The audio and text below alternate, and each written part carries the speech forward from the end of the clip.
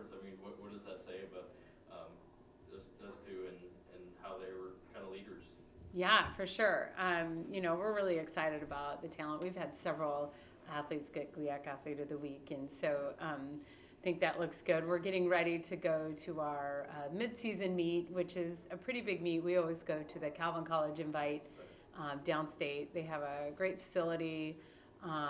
Historically, we've done very well there.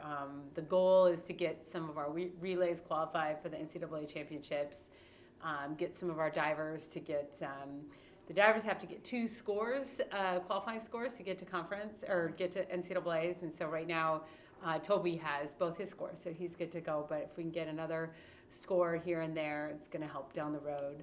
But that's really the biggest goal: get some NCAA B cuts, consideration times, and with the NCAA, they have these A cuts and B cuts. So you just try to, and they take the top number in the country, and you're not really quite sure what that number is. For men, it could be 20 to 22 in an event. For women, it could be 26 to 28, just depending on the year. So it's just our opportunity to try to get our people up as far as we can to make sure they're invited to go.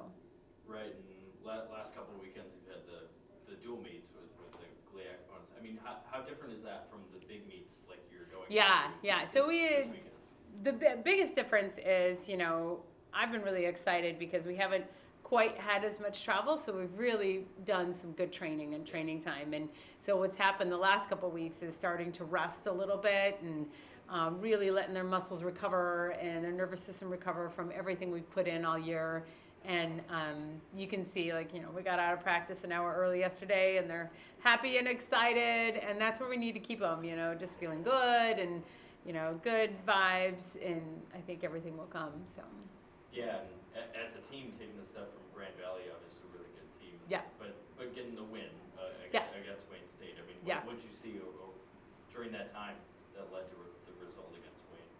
Yeah, I think it always helps to be in your home pool. Yeah. Wayne had to travel, and we traveled down to Grand Valley, so home pool advantage is definitely key.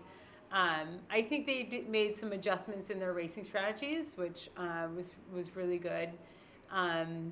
And just to see that they weren't afraid to attack some of those big dogs, to keep racing hard and not worried about, oh, well, they're pretty fast, and that can kind of get in your head, but they don't seem afraid, and that's where you want them. And this weekend, I mean, 3 straight days. I mean, yes. Is everyone competing all 3 days? But yeah, how does everyone stay fresh? Yeah, that is the challenge, right? And this is a great setup for our conference meet, because our conference meet is 4 full days, and nationals is like 4.5 full days. So this is a great build-up for us. It's prelim finals, so everyone except the divers will compete every day. There's diving; they don't dive on the first day, but then they dive on the second 2 days. So it's nice for our divers to get that practice day in on the boards, and then they go. But everybody else, all the swimmers, have 1 or 2 individual races that day, and then they will get back in finals that night, and so they have to prepare themselves, what do they do in between. So it's a really good training meet. It's a really important meet for them to figure out what I need to do between prelims and finals to stay fresh. What do I need to do every night? Because every night we get done late. They have to be ready to go the next morning. So what does their warm down strategy look like?